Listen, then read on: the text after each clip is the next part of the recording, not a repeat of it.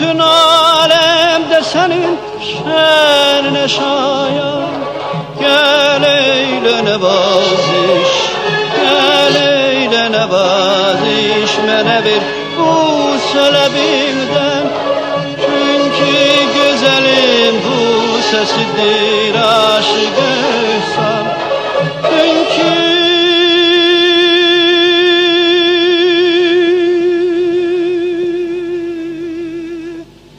güzelin bu sesidir aşık ehsan.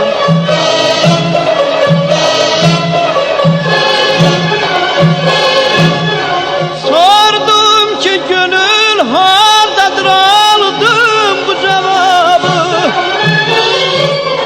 Hiç sorma tapılmaz, onu aktarsa da insan. Rehm eyle dedim gel,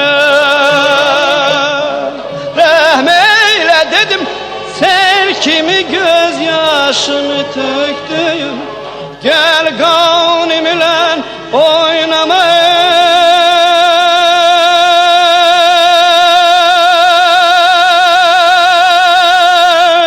Afeti devran, insafın eğer var, insafın eğer varsa söyle bu nizami. Senle nice reftar eylesin ey mehtaban.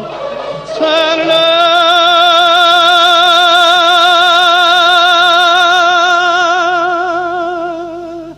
nice reftar eylesin sevgili canan. Gel